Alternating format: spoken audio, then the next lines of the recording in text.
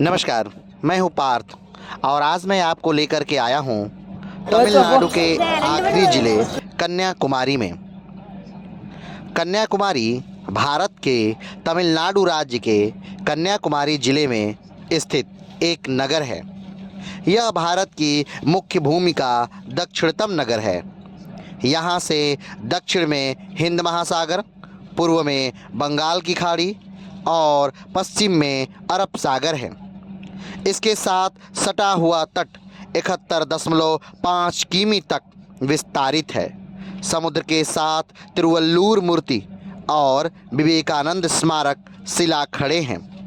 कन्याकुमारी एक महत्वपूर्ण हिंदू तीर्थस्थल भी है। कन्याकुमारी हिंद महासागर, बंगाल की खाड़ी और अरब सागर का संगम स्थल है, जहां भिन्न सागर अपने विभिन्न रंगों से मनोरम छटा बिखेरते हैं। भारत के सबसे दक्षिण छोर पर बसा कन्याकुमारी वर्षों से कला, संस्कृति, सभ्यता का प्रतीक रहा है। भारत के पर्यटक स्थल के रूप में भी इस स्थान का अपना ही महत्व है। दूर दूर फैले समुद्र के विशाल लहरों के बीच यहाँ का सूर्योदय और सूर्यास्त का नज़ारा बेहद आकर्षक लगता है। समुद्र के बीच फैले रंग बिरंगी रेत इसकी सुंदरता में चार चांद लगा देता है। इसका समुद्र तट सुंदर है और वहाँ की रेत बहुरंगी है। शानदार रंगों के विभिन्न पहलुओं पर कुछ अध्ययन किए गए हैं। शोध के अनुसार रंग उनमें मौजूद खनिज सामग्री के कारण होते हैं। कन्याकुमारी दक्षिण भारत के महान शासकों चोल, चेर, पांड्य के अधीन रहा है। यहाँ के स्मारकों पर इन शासकों की छाप स्पष्ट दिखाई देती है। इस जगह का नाम कन्याकुमारी पड़ने के पीछे एक पौराणिक कथा प्रचलित है। कहा जाता है कि भगवान शिव ने असुर बाणासुर को वरदान दिया था कि कुंवारी कन्या के अलावा किसी के हाथों उसका वध नहीं होगा। प्राचीन काल में भारत पर शासन करने वाले राजा भारत को 8 पुत्री और 1 पुत्र था। भरत ने अपना साम्राज्य को 9 बराबर हिस्सों में बांटकर अपनी संतानों को दे दिया। दक्षिण का हिस्सा उसकी पुत्री कुमारी को मिला। कुमारी को शक्ति देवी का अवतार माना जाता था। कुमारी ने दक्षिण भारत के इस हिस्से पर कुशलतापूर्वक शासन किया। उसकी इच्छा थी कि वह शिव से विवाह करे। इसके लिए वह उनकी पूजा करती थी। शिव विवाह के लिए राजी भी हो गए थे और विवाह की तैयारियां होने लगी थीं। लेकिन नारद मुनि चाहते थे कि बाणासुर का कुमारी के हाथों वध हो जाए। इस कारण शिव और देवी कुमारी का विवाह नहीं हो पाया। इस बीच बाणासुर को जब कुमारी की सुंदरता के बारे में पता चला तो उसने कुमारी के समक्ष शादी का प्रस्ताव रखा। कुमारी ने कहा कि यदि वह उसे युद्ध में हरा देगा तो वह उससे विवाह कर लेगी। दोनों के बीच युद्ध हुआ और बाणासुर को मृत्यु की प्राप्ति हुई। मृत्यु से कुछ क्षण पहले बाणासुर को ज्ञात हुआ था कि ये कन्या और कोई नहीं बल्कि साक्षात देवी शक्ति का रूप है। मृत्यु से पहले बाणासुर ने अपनी गलतियों के लिए माता से क्षमा की मांगी। माना जाता है कि इसके बाद कुमारी अपने मूल रूप में आई और शिवलोक चली गई।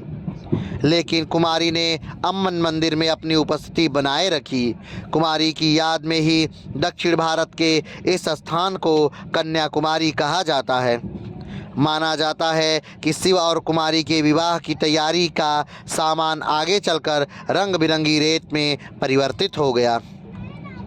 अगर हम बात करें कि कन्याकुमारी में दर्शनीय स्थल क्या हैं, तो कन्याकुमारी अम्मन मंदिर, गांधी स्मारक, तिरुवल्लुर मूर्ति, विवेकानंद रॉक मेमोरियल, विवेकानंद स्मारक शिला, सुचिंद्रम जो है वो कन्याकुमारी से लगभग 12 किमी की दूर पर स्थित है।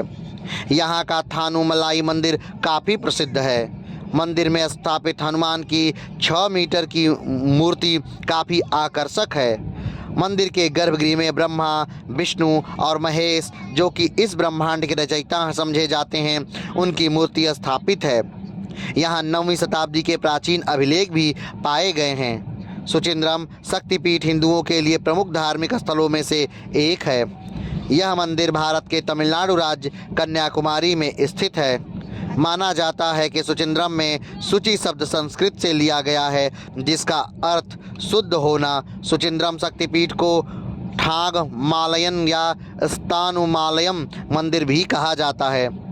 इस मंदिर के में विशेष बात यह है कि इसमें पत्थर के पाइप के समान 8 या 10 झंडे और उन्हें बजाने पर तबलों की धुन सुनाई देती है। यह हम पत्थर पर हाथ मारते हैं तभी धुन सुनाई देती है। अगर हम यहाँ के और घूमने की बात करें तो नागराज मंदिर यहाँ का प्रमुख है। कन्याकुमारी से 20 किमी दूर नागरकोल, जो एक प्रमुख स्टेशन भी है। जब कन्याकुमारी के लिए डायरेक्ट ट्रेनें नहीं मिलती तो हम नागरकोल के लिए ट्रेनें पकड़ते हैं। नागरकोल नागराज मंदिर को नागदेव को समर्पित है। यहाँ भगवान विष्णु और शिव के 2 अन्य मंदिर भी हैं। शिव का मुख्य द्वार चीन की बुद्ध विहार के कारीगरी की याद दिलाता है। अगर अगले टूरिस्ट प्लेस की बात करें कन्याकुमारी के, तो पद्मनाभपुरम है। पद्मनाभपुरम जो है, इस महल की विशाल हवेलियां त्रावणकोर के राजा द्वारा बनाया है। ये हवेलियां अपनी सुंदरता और भव्यता के लिए जानी जाती हैं।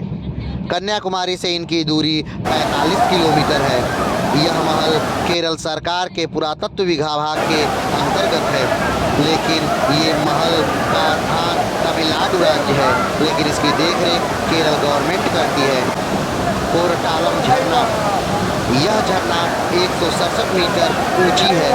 इस झरने के जल को औषधीय गुणों से युक्त माना जाता है। यह कन्याकुमारी से 137 किमी दूरी पर स्थित है। तिरुचेंदूर 85 किमी दूर स्थित तिरुचेंदूर के खूबसूरत मंदिर भगवान सुब्रमण्यम को समर्पित है। बंगाल की खाड़ी के तट पर स्थित इस मंदिर को भगवान सुब्रमण्यम के 6 निवासों में से एक माना जाता है। अगले दर्शनीय स्थल के बारे में बात करें तो उदयगिरी, कन्याकुमारी से 34 किमी दूर यह किला राजा मार्तंड वर्मा द्वारा 1729 से 1758 के दौरान बनवाया गया था। इसी किले में राजा के विश्वसनीय यूरोपियन दोस्त जनरल डी लियोन की समाधि भी स्थित है। अगर हम बात करें कि कन्याकुमारी कैसे आ सकते हैं, तो कन्याकुमारी आने के लिए डायरेक्ट ट्रेन लगभग हर शहर से कन्याकुमारी के लिए है, लेकिन कन्याकुमारी में अपना कोई भी हवाई अड्डा नहीं है।